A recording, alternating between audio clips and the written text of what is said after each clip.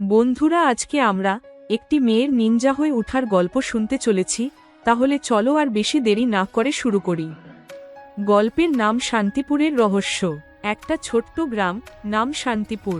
পাহাড় আর সবুজ বনের মাঝখানে এই গ্রামটাতে মানুষ খুব সাধারণ জীবনযাপন করত।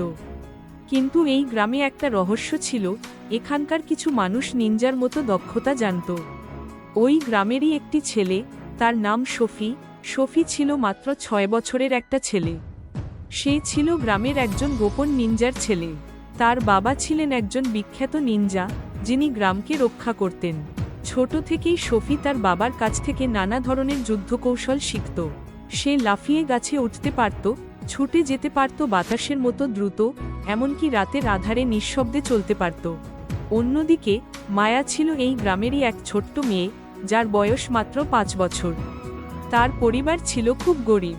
তাদের ঘরটা কাঠের তৈরি, অনেক পুরনো আর ভাঙাচোরা। তার বাবা দিনমজুরের কাজ করতেন, আর মা গ্রামের বাড়িগুলোতে কাজ করতেন। মায়ার খুব ইচ্ছে করত অন্য শিশুদের মতো খেলতে, হাসতে, কিন্তু অভাবের কারণে তার খেলনার বদলে ছিল শুধু শুকনো কাঠি আর পাতা।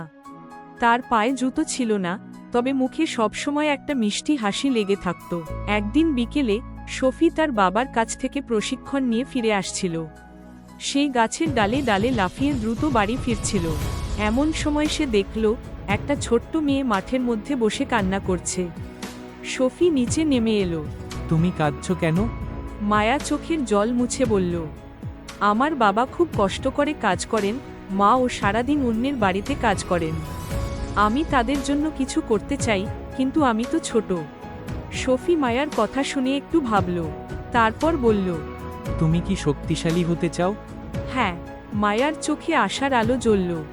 তাহলে আমি তোমাকে নিনজা হতে শেখাবো। মায়া অবাক হয়ে গেল এবং বলল, কিন্তু আমি কি পারবো? আমি যখন পারি, তুমি কেন পারবে না? পরদিন ভোরেই শফি মায়াকে নিয়ে গেল জঙ্গলের কাছে। প্রথমে সে শেখালো কিভাবে নড়াচড়া করতে হয় চুপি চুপি। মায়া বারবার পড়ে যাচ্ছিল, কিন্তু শফি ধৈর্য ধরে শিখিয়ে যাচ্ছিল। তারপর সে শেখালো কিভাবে গাছে উঠতে হয়। মায়া প্রথমে পারছিল না, কিন্তু কয়েকদিনের চেষ্টায় সে একেবারে গাছের ডগায় উঠে গেল। শফি চমকে উঠে বলল, বাহ, তুমি তো সত্যিই পারছো। মায়া খুশি হয়ে লাফিয়ে উঠল। একদিন গভীর রাতে গ্রামের কাছে কিছু ডাকাত এলো। তারা গরিবদের বাড়িঘর লুট করতে শুরু করল। মায়ার বাড়ির কাছেও তারা চলে এলো। মায়া দৌড়ে শফির কাছে গেল এবং বলল, ডাকাত এসেছে, আমাদের কিছু করতে হবে। শফি বলল, চলো, আমরা ওদের ফাঁদে ফেলবো। তারা দুজন মিলে গাছের ডালে উঠে গেল। যখন ডাকাতরা গ্রামের মধ্যে ঢুকল, শফি ও মায়া তাদের দিকে মাটির ঢিল ছুঁড়তে লাগল। অন্ধকারে হঠাৎ আক্রমণে ডাকাতরা দিশেহারা হয়ে পড়ল। তারপর শফি তার বাবাকে খবর দিল। বাবা নিনজা বাহিনী নিয়ে আসলেন, আর এক মুহূর্তে সব ডাকাতদের ধরে ফেললেন। পরের দিন সকলে জানতে পারল এই দুটো ছোট্ট শিশু গ্রামকে রক্ষা করেছে। গ্রামের প্রধান বললেন, শফি তো নিনজার ছেলে, কিন্তু মায়া ও আজ থেকে আমাদের নিনজা পরিবারের অংশ। মায়া খুশিতে কেঁদে ফেলল। মায়ার কাজে তার বাবা এবং মা দুইজনই গর্বিত হলেন।